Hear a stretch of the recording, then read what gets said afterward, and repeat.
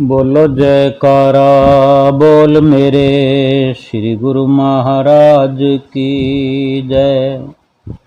सभी गुरुमुख प्रेमियों से सप्रेम जय सच्चिदानंद। गुरुमुखों को बहुत बहुत अपने इष्ट देव सतगुरु पे विश्वास है, होता है, पर फिर भी कहीं न कहीं हमारे अंदर कमजोरी उभर आती है कि जब संसार का दुख यानी हमारे शरीर का दुख, हमारे बच्चों पर कोई आया हुआ दुख परेशानी या कोई आर्थिक नुकसान, किसी भी प्रकार का संसारिक दुख या नुकसान कोई देखने में हमारे सामने आता है तो हम विचलित हो जाते, क्योंकि जो विश्वास की अटलता है, हम समझते हैं, हम मानते हैं, उसमें कमी है हमारे अंदर, और हम एक तरह से अधूरे ही तो हैं, कमजोर ही तो हैं।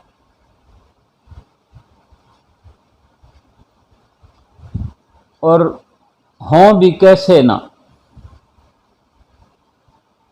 कमजोरों के साथ रहते हैं, कमजोरी वाले कार्य करते हैं, कच्चे हैं, और पीछे से जो 84 लाख योनियों का सफर तय करके आए हैं, तो केवल और केवल मोह माया के थपेड़े रात और दिन लगते रहे हैं, और मनुष्य योनि में भी आ करके मोह माया के थपेड़े तो लग ही रहे हैं। मोह माया का असर तो रहता ही है। ये असीम कृपा हमारे श्री गुरु महाराज जी की हम पर हुई है, हो रही है, होती रहेगी। हमारा अधिकार भी हमने ये बना लिया है कि श्री गुरु महाराज जी हम पर कृपा करते रहें, लेकिन कमी कमजोरी बड़ी क्या हो जाती है हमसे कि जो हमें श्री गुरु महाराज जी के साथ में रह के, संगत में रहकर जो दिशा निर्देश मिलते हैं वो ठीक से कर नहीं पाते। बिल्कुल आईने की तरह वो साफ नहीं हो पाता कि जैसा करना चाहिए वो हम कर पा रहे हों। कुछ ना कुछ धुंधलाहट उसमें बाकी रह जाती है, या फिर ऐसे भी कह सकते हैं कि बहुत अच्छे से करने के बाद भी कुछ ना कुछ कमी रह जाती है कि वो हमारे श्री गुरु महाराज जी ही अपनी रहमत से पूरी कर देते हैं। बहुत सी बातों का हमें ध्यान ही नहीं हो पाता, समझ ही नहीं आ पाती, हम समझ ही नहीं पाते। कुछ ना कुछ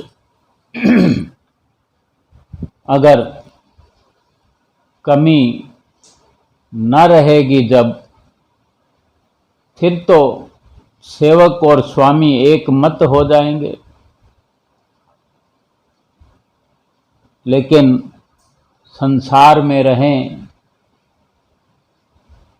और थोड़ा बहुत असर माया का अगर दिखे भी सही हम पर होता हुआ,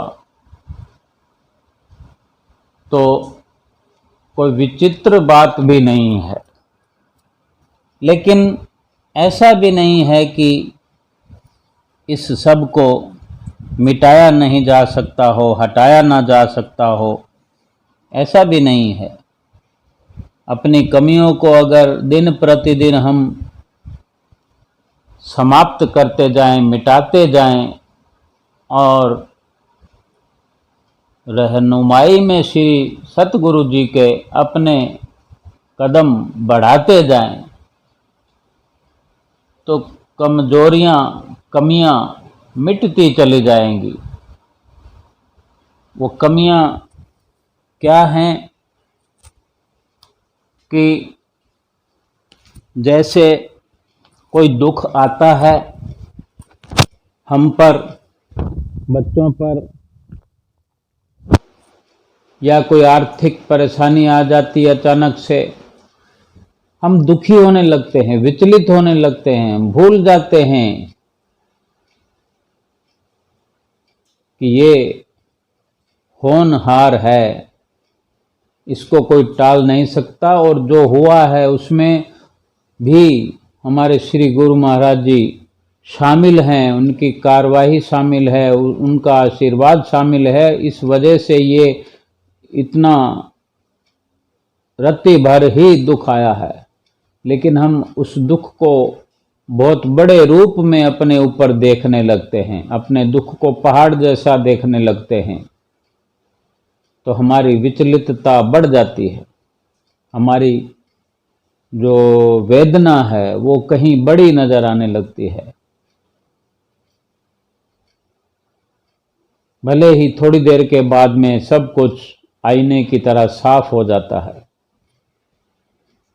क्योंकि वो थोड़ी देर की जो विचलितता होती है, जो सतगुरु ने थोड़ा सा हमें परीक्षा का एक पर्दा बनाया होता है, जब वो पर्दा हटा देते हैं तो हमें अपने विचारों पर पश्चाताप होने लगता है। क्योंकि हम अपने श्री सतगुरुदेव महाराज जी पर ही कुछ इस तरह के विचार बना लेते हैं अपने सतगुरु के बारे में ही, और अपने आप को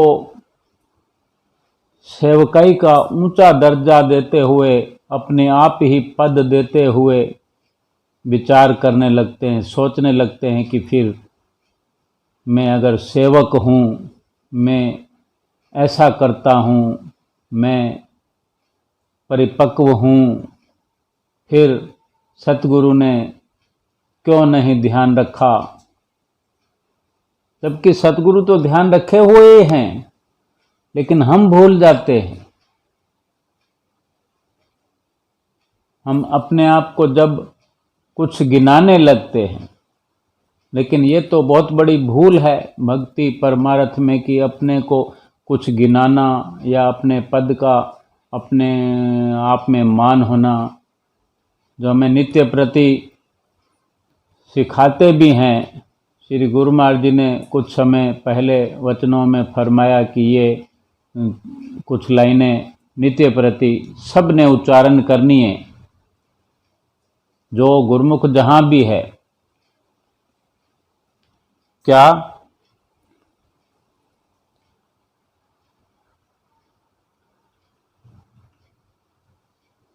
जो गुरु के गृह सेवक जो रहे, गुरु की आज्ञा मन में सहे। आपस को कर कछु न जनावे, हरि हरि नाम हृदय सद ध्यावे। मन बेचे सतगुरु के पास, तिस सेवक के कारज रास। सेवा करत होय निह कामी, तिसको होत परापत स्वामी। अपनी कृपा जिस आप करई, नानक सो सेवक गुरु की मत लेही।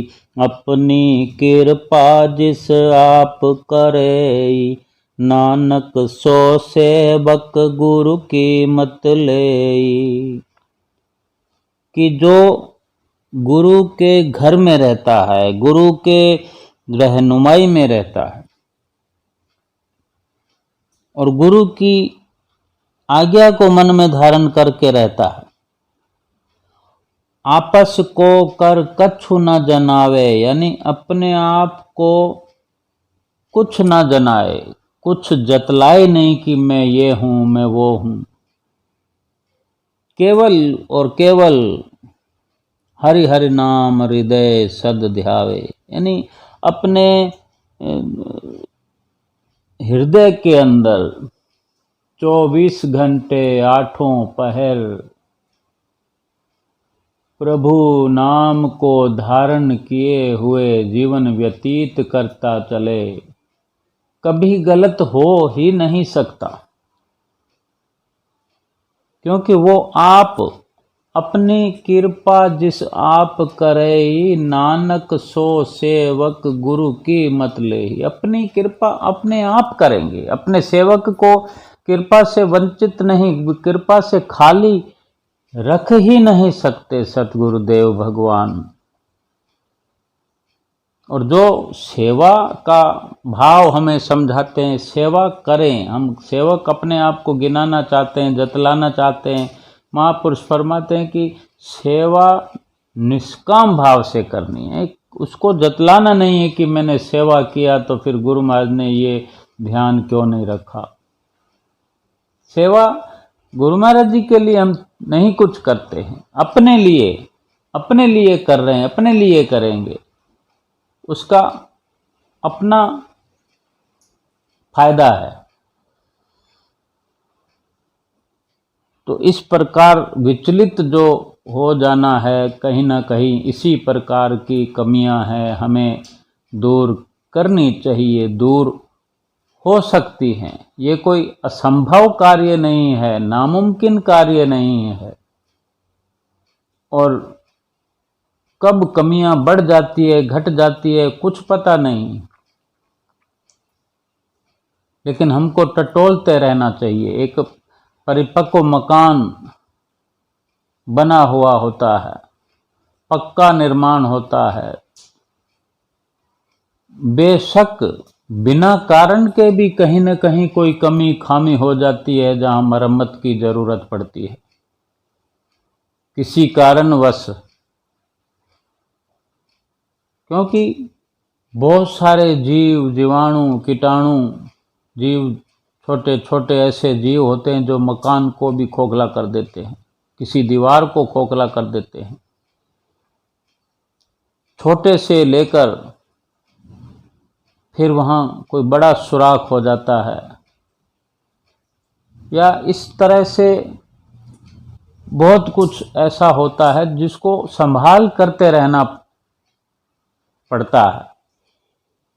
और ये शरीर है, इस शरीर के अंदर भी संभाल करते रहना पड़ता है। शरीर के अंदर जो विचारधाराएं हमारी, उसकी भी संभाल करते रहनी पड़ेगी कि कहाँ हमारे विचार कमज़ोर हुए, कहाँ हमारा अहम बड़ा हुआ कि कमज़ोरियाँ बढ़ जाती हैं। मरम्मत की फिर ज़रूरत पड़ती है। उन कमज़ोरियों को, यानी उस अहम को बार बार निकालते रहना पड़ेगा, बार बार। जो सुमरन सतगुरुदेव महाराज जी हमें करवाते हैं, उसमें हर श्वास दर श्वास अहम को बाहर निकाला जाता है और भगवान के नाम को अंदर बसाया जाता है। श्वास अंदर गया तो भगवान के नाम को अंदर बिठा दिया, पहुंचा दिया। श्वास बाहर आया तो अहम को निकाल दिया। जब हर श्वास में अपने अहम को, अहंकार को निकालना पड़ता है। सुमरन करेंगे ही नहीं तो अहंकार तो अंदर इकट्ठा होता रहेगा, और अंदर इकट्ठा होगा तो वो कमज़ोर करेगा हमारे विचारों को, संस्कारों को, भक्ति को, प्रारब्ध को, सब कुछ कमज़ोर कर देगा। इसलिए सब कुछ चालू रखना है और आए हुए दुख को सहन करने की कोशिश करते रहना है कि सतगुरु हमारे साथ है। एक छोटा सा दृष्टांत है कि एक भक्त्यानी खाना बनाते हुए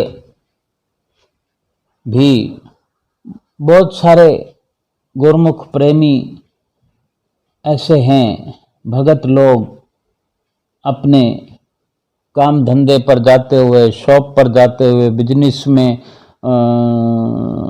अपनी नौकरी पर जाते हुए, सफ़र करते हुए, ट्रेन में, स्कूटर पर, कार में 100 अंक का जाप करते रहते हैं। को मोबाइल की धुन में जाप हो रहा होता है, उसके साथ अपने कानों से श्रवण करते चलते जाते हैं। कोई जिह्वा से रटते चले जाते हैं, कोई श्वास श्वास मौन जाप करते रहते हैं, ख्याल लगा रहता है। कितना अच्छा लगता है। और भक्तानियाँ जो जिनका कि रसोई में कार्य होता है, घर में और कोई कार्य होता है, जो भी कार्य करती हैं, कपड़े धोते हुए, झाड़ू पोछा करते हुए, जो भी कार्य करते हैं, उनका 100 अंक का जाप चलता रहता है। नाम का सुमरन जाप करते रहते हैं, कोई मौन जाप करते रहते हैं। तो वो भक्त्यानी जो थी सुमरन का जाप कर रही थी, और असल में क्या है, अलग से भजन सुमरन का उसे समय नहीं मिलता था, तो वो बेचारी काम के साथ साथ ही जाप कर रही थी। यही उसकी दिनचर्या थी। तो एकदम क्या हुआ, धड़ाम से जोर की आवाज़ आई और एक चीख भी साथ में उसने सुनी, जो कि उसी आंगन में ही जहाँ वो रसोई में कार्य कर रही थी, वहीं आंगन के अंदर ही उसका बच्चा जो खेल रहा था, 8 साल का था, तो वो गिर गया। तो उस माता का, भक्त्यानी का कलेजा धक से रह गया जब देखा आवाज़ के साथ कि बच्चा गिरा पड़ा है और खून भी बहुत सारा निकल गया, थोड़ी चोट लगी सिर पर। तो अब उस वक़्त बैठकर रोने से तो अच्छा यही होता है कि वो उसको लेकर उठाकर जाए और इलाज करे। ये हिम्मत है कि वो रोने धोने में, हालांकि रोने का मन बड़ा ऐसे करता है, ऐसी घड़ी के अंदर की दहाड़े मार मार कर रोए, परंतु घर में कोई और था भी नहीं, तो रो कर भी क्या फ़ायदा होता। अपने आप को संभाला, फिर अपने बच्चे को संभाला और दौड़कर वो ऊपर की मंजिल में रहती थी, तो वो नीचे गई तो बच्चे को लेकर के उठाकर, और बच्चा जो है वो माँ की रट लगाए हुए है, थोड़ा होश में और थोड़ा बेहोशी में। तो माँ की जो ममता होती है, वो बच्चे को अपने गोद में उठाकर बच्चे को एक एहसास मौजूदगी का जब मिलता है कि माँ मेरे साथ है, मैं माँ के साथ हूँ, तो उसके अंदर एक तरह से जान आ जाती है। हजारों लाखों गुना हौसला आ जाता है एक छोटे से बच्चे के अंदर भी। फिर उसे किसी तरह की परवाह नहीं, माँ की गोद का सहारा मिल जाए। जैसे भक्त को भगवान की चरण शरण, भगवान के चरणों का सहारा, एक सहारे का एहसास मात्र होता है तो हजारों दुख सहन कर जाता है। और उस वक़्त का जो मंजर है, उसने गोद में उठाया अपने बच्चे को और भागती हुई पैदल ही चल पड़ी। हालांकि 10 दिन पहले उसने अपना कोई ऑपरेशन करवाया था माँ ने, उस भक्त्यानी ने। उसके बावजूद वजन ना उठाने की ताकत और ना वजन उठाने की डॉक्टर की हिदायत होने पर भी कहाँ से इतनी शक्ति आ गई कि वो गोद में उठाकर आधा मील दूर पास के नर्सिंग होम तक उसे पैदल उठाकर रह गई और रास्ते में सतगुरु से शिकवे शिकायत करती गई, बड़बड़ बड़बड़ करती गई। मैंने क्या बिगाड़ा था, आपने मेरा ध्यान नहीं रखा, मेरी भक्ति करने का क्या फ़ायदा, छोटे से बच्चे को आपने तकलीफ़ दे दी। इस तरह करते कराते अस्पताल पहुंची। डॉक्टर साहब मिल गए। कई बार होता है कि डॉक्टर साहब मिलते नहीं हैं तो परेशानी बढ़ जाती है। और वैसे भी जो कि 2 बजे तक डॉक्टर हुआ करते हैं उसको भी मालूम है, लेकिन वो इस वक्त होश में नहीं थी। ये सब बाद में उसको समझ में आया कि डॉक्टर तो 2 बजे चले जाते हैं, लेकिन मैं तो अस्पताल में 3:30 बजे पहुंची थी, तो डॉक्टर कहाँ से मिल गए। क्योंकि जब वो इलाज हो गया, डॉक्टर ने इलाज कर दिया, पट्टी वट्टी बांध दी और बच्चा होश में आ गया।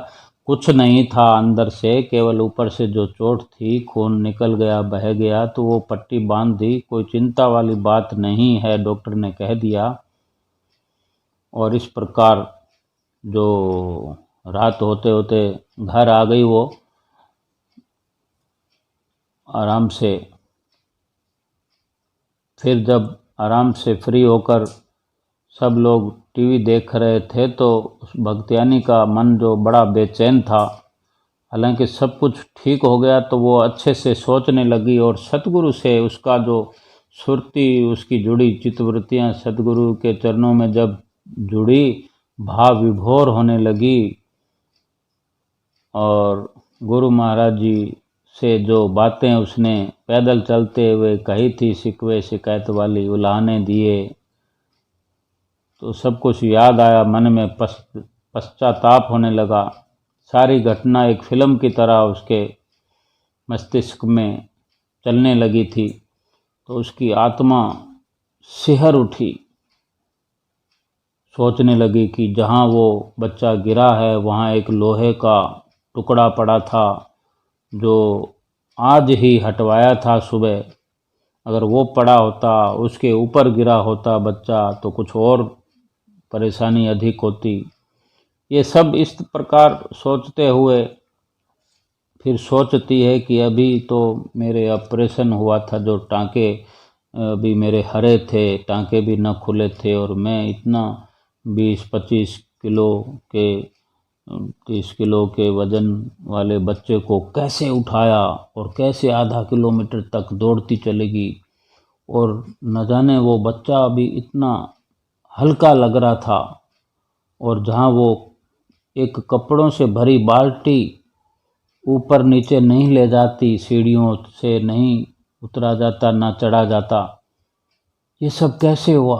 फिर ये ख्याल आया कि डॉक्टर नहीं मिलता, लेकिन डॉक्टर इतनी लेट होने पर भी मुझे मिल गया, तुरंत इलाज हो गया। उस डॉक्टर को किसने रोक रखा था, मेरे को ताकत कहाँ से मिली। तो ये सब सोचते हुए अपने गुरु महाराज जी के चरणों में श्रद्धा से सर बाहरी तौर पर झुक गया और अंदरूनी तौर पर भी सारी चित्तवृत्तियों से अपना समर्पण श्री गुरु महाराज जी के चरणों में कर दिया। मन ही मन सतगुरु से अपने किए हुए शब्दों के लिए क्षमा मांगने लगी। और इधर क्या देखा, टीवी पर चैनल चेंज हुआ तो वहाँ कोई सत्संग हो रहा था। सत्संग में जो चर्चा हो रही थी वो कि भगवान भगत से वादा करता है कि मैं तुम्हारे आने वाले संकट को रोक तो नहीं सकता, लेकिन मैं इतनी शक्ति दे सकता हूँ, इतनी शक्ति दे सकता हूँ और देता हूँ कि तुम आसानी से उस दुख को सहन कर सको और उस मुसीबत से पार हो सको, और तुम्हारी राहें मैं आसान कर सकता हूँ। केवल तुम बस परमार्थ के मार्ग पर चलते चलो, सुमरन का जाप करते करते। फिर वो भगतानी आंसुओं की धारा जिसका रुकने का नाम नहीं ले रही थी, उसके अंदर पछतावा ही पछतावा और सच्ची तड़फ आंसुओं के साथ बाहर निकल रही थी। उसकी आत्मा जैसे बैठे ही बैठे ध्यान लगने लगा सुमरन में, क्योंकि सुमरन तो करने ही वाली भगत्यानी थी। ऐसे लगा उसकी सुरत ऊपर ब्रह्मांड में चढ़ने लगी और श्री गुरु महाराज जी के उसको दर्शन होने लगे। बोलो जयकारा बोल मेरे श्री गुरु महाराज की जय।